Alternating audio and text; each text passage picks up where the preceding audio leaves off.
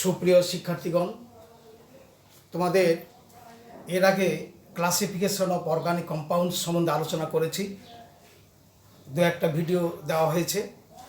আজকে ওই classification of hydro organic কম্পাউন্ডসের উপরে আলোচনা করব। এই আলোচনাটায় আমি আগেই বলেছি যে অর্গানিক যৌগগুলোকে শ্রেণীভুক্ত করার জন্য দুটি পদ্ধতি অনুসরণ করা হয়। একটা হলো কার্বন চেনের উপর ভিত্তি করে, আর একটা হলো ওই জৈব যৌগগুলোর বৈশিষ্ট্য উপর ভিত্তি করে। তো আজকে আমি আলোচনা করব কার্বন চেনটার উপর ভিত্তি করে কিভাবে জৈব যৌগগুলোকে শ্রেণীবিভাগ করা যায়। তো আমরা কয়েকটা উদাহরণ দিয়ে ব্যাপারটা দেখি, কতগুলো সিম্বলিক উদাহরণ দিচ্ছি। ধরি আমরা এই দুটো কার্বন সবগুলোই সিগমা বন্ধন, দুটা কার্বন সবগুলো সিগমা বন্ধন। দুটা কার্বন একটা পাই বন্ধন, একটা সিগমা বন্ধন। ঠিক তেমনি দুটা কার্বন দুটা পাই বন্ধন, একটা সিগমা বন্ধন। এইরকম একটা কার্বন চেন আমরা দিলাম। আর এদিকে আমরা দেখি এইরকম আমরা একটা কার্বন কঙ্কাল দিব, চারটা কার্বন, প্রত্যেকটা মাথাতে একটা কার্বন আছে, তার সঙ্গে দুটা করে হাইড্রোজেন। ঠিক তেমনি এইটারও প্রত্যেকটা মাথাতে একটা করে কার্বন আছে, দুটা করে হাইড্রোজেন, এবং এখানে দিলাম একটা দ্বিবন্ধন, তাহলে একটা করে হাইড্রোজেন কমে গেল। অনুরূপভাবে এইরকম যদি একটা দিই আমরা,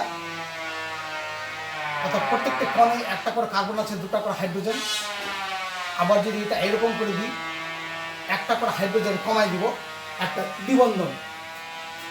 অনুরূপভাবে যদি আমরা এইরকম একটা যৌগ দিই, যেটা একটার পর দ্বিবন্ধন, অর্থাৎ এই ধরনের যৌগটা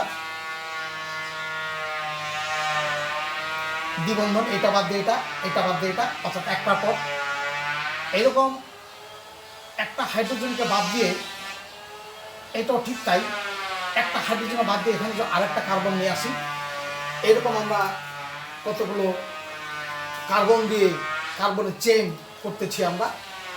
আবার এইরকম যদি একটা যৌগ করি আমরা,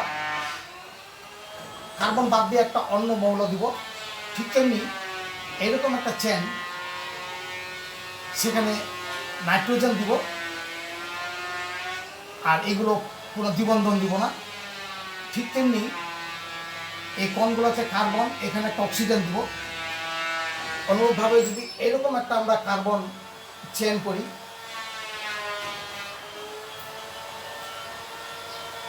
এখানে একটা নাইট্রোজেন দিব, আর একটার পর একটা দ্বিবন্ধন।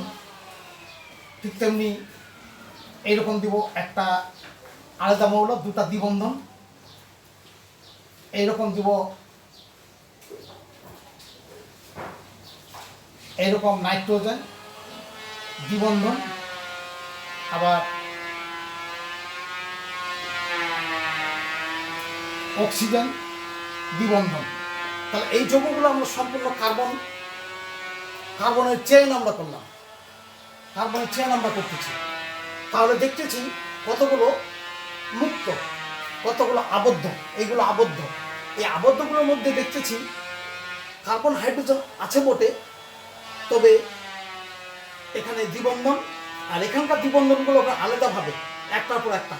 আর এখানেও কার্বন একটা চেন করছি, কিন্তু একটা করে আলাদা পরমাণু আছে, কিন্তু দ্বিবন্ধন নেই। আবার এখানেও এটার মতো আলাদা আছে, মৌল আছে, কিন্তু দ্বিবন্ধন আছে। এবং এই যে একটার পর এখানে দ্বিবন্ধন, এখানে দুই পাশে দুটো দ্বিবন্ধন। অর্থাৎ এই শ্রেণীগুলোকে যদি আমরা বলি, তাহলে এই কার্বন চেনের উপর আমরা দুই প্রকারে দেখতেছি। একটা হলো ওপেন চেইন, ওপেন চেইন। এই ওপেন চেইন আবার দুই ধরনের, সম্পৃক্ত এবং অসম্পৃক্ত। অর্থাৎ কার্বন কার্বন দ্বিবন্ধন, কার্বন কার্বন ত্রিবন্ধন। আবার শাখাযুক্ত হতে পারে, এইভাবে শাখাযুক্ত হতে পারে। এবার শাখাযুক্ত, এই শাখাযুক্ত আবার দ্বিবন্ধন ত্রিবন্ধন হতে পারে। তাহলে ওপেন চেইন আমরা দুই ধরনের দেখতেছি, শাখাযুক্ত অথবা শাখা ছাড়া, সেগুলোকে শাখাযুক্তটাও দ্বিবন্ধন ত্রিবন্ধন আছে, আর শাখা ছাড়াও দ্বিবন্ধন ত্রিবন্ধন আছে।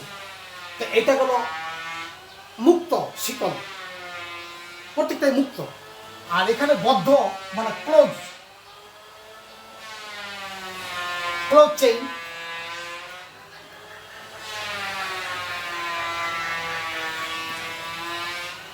তাহলে দুই ভাগে বিভক্ত। একটা হলো ক্লোজ চেইন, ওপেন চেইন।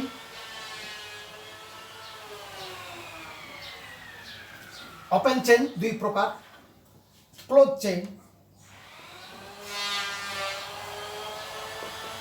অর্থাৎ আবদ্ধ, এটা আবার দুই প্রকার।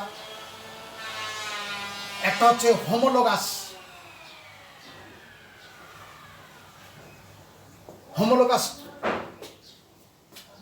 হোমোসাইক্লিক, বা এটা বলতে পারি আমরা হোমোসাইক্লিক।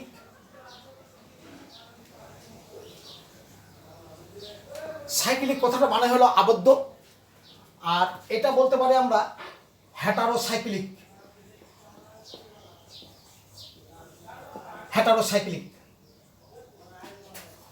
হোমোসাইক্লিক ক্লোজ চেইন আবার দুই প্রকার, হোমোসাইক্লিক এবং হেটারোসাইক্লিক। এই হেটারোসাইক্লিক আবার হোমোসাইক্লিক আবার দুই প্রকার। একটা দেখা যাচ্ছে এলিসাইক্লিক,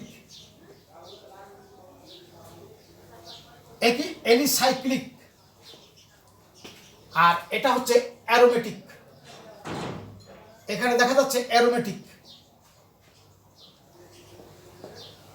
অর্থাৎ হোমোসাইক্লিক দুই ধরনের, এলিসাইক্লিক ও অ্যারোমেটিক। আবার হেটারোসাইক্লিক দুই ধরনের, একটা হচ্ছে হেটারো এলিসাইক্লিক, আর এটা হলো হেটারো অ্যারোমেটিক। তাহলে আমরা দেখতেছি এই হোমোসাইক্লিক কথাটা হইল, হোমোসাইক্লিক কোনটাকে আমরা বলবো, আগে হোমোসাইক্লিক দেখি আমরা। অর্থাৎ হোমোসাইক্লিক হবে ওইটাকে যেটাতে কার্বন এবং হাইড্রোজেন বন্ধন থাকবে, সেখানে অন্য কোনো মৌল থাকবে না। অর্থাৎ the cyclic compound only containing there hydrogen and carbon, there may be double bond or single bond. এটা হলো হোমোসাইক্লিক। এই হোমোসাইক্লিক দুই প্রকার, একটা হলো এলিসাইক্লিক, একটা হলো অ্যারোমেটিক। অর্থাৎ এটাকে বলতে পারবো আমরা অ্যারোমেটিক হোমোসাইক্লিক। অর্থাৎ যেটা হোমোসাইক্লিক অ্যারোমেটিক, তার মধ্যে অ্যারোমেটিক ক্যারেক্টার থাকবে, অর্থাৎ সেগুলোর মধ্যে যে দ্বিবন্ধনের ইলেকট্রনগুলো আছে সেগুলো সম্পূর্ণ রিংটার মধ্যে সঞ্চালন করবে। আরও হাকুল তত্ত্ব আছে, বিভিন্ন তত্ত্ব আছে, অর্থাৎ অ্যারোমেটিক চরিত্র থাকবে। অ্যারোমেটিক এবং এলিফেটিক সেটা পরে আমি আলোচনা করব। অ্যারোমেটিক বৈশিষ্ট্য থাকবে, অর্থাৎ অ্যারোমেটিক। আর এই প্রকারটা গেল অ্যারোমেটিক। এটার মধ্যে গেল এটা বেনজিন, এটা যদি CH3 দিই তাহলে এটা টলোইন। আর হেটারোসাইক্লিক দুই ধরনের, একটা হচ্ছে হেটারো এলিসাইক্লিক, অর্থাৎ হেটারো অ্যাটম থাকবে কিন্তু কার্বন আর হাইড্রোজেন ছাড়া, হেটারো অ্যাটম এবং কার্বন আর হাইড্রোজেন থাকবে, সেখানে অ্যারোমেটিক কোনো বৈশিষ্ট্য থাকবে না। যেমন এটা হলো ইথিলিন অক্সাইড, এটা হলো tetra hydrogen pyrrole, tetra hydrogen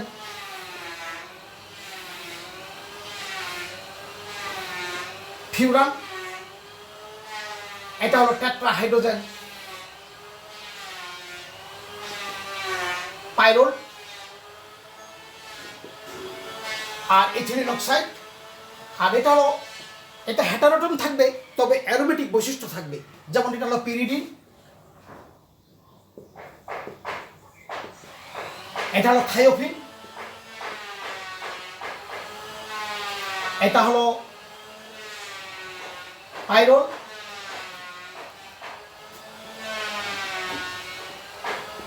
এটা হলো ফিউরান। অর্থাৎ এগুলো হলো হেটারো অ্যারোমেটিক, অর্থাৎ এদের মধ্যে হেটারো অ্যাটম থাকবে এবং তৎসঙ্গে এরা অ্যারোমেটিক বৈশিষ্ট্য বহন করবে। এদের হেটারোটন থাকবে কিন্তু অ্যারোমেটিক বৈশিষ্ট্য থাকবে না। এটা হলো হেটারো এলিসাইক্লিক। তাহলে হেটারোসাইক্লিক দুই ধরনের, হেটারোসাইক্লিক, হেটারো অ্যারোমেটিক। আর হোমোসাইক্লিক দুই ধরনের, এলিসাইক্লিক, যেমন সাইক্লোবিউটেন,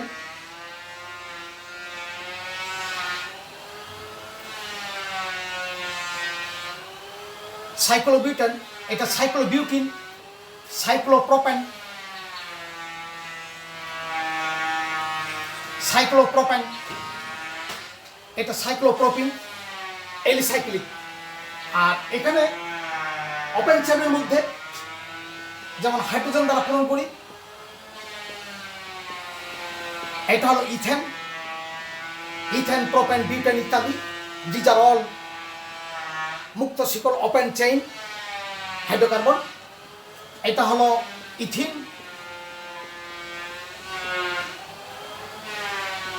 এটা হলো ইথাইন,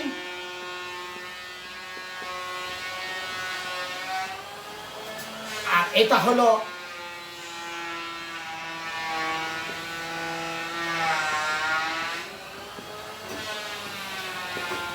আইসো বিউটেন। এটা আইসো বিউটিন হতে পারে, আবার আইসো পেন্টাইনও হতে পারে। অর্থাৎ ওপেন চেইন দুই ধরনের, সম্পৃক্ত এবং অসম্পৃক্ত। অসম্পৃক্ত আবার দুই ধরনের, কার্বন কার্বন দ্বিবন্ধন, কার্বন কার্বন ত্রিবন্ধন। এবং এই ওপেন চেইনগুলো শাখাযুক্ত এবং শাখা ছাড়াও হতে পারে, সরল শিকল এবং শাখাযুক্ত হতে পারে। এই গেল কার্বন কঙ্কালের কার্বন স্কেলেটনের উপর নির্ভর করে অর্গানিক কম্পাউন্ডসের ক্লাসিফিকেশন। তোমাদের সকলকে ধন্যবাদ।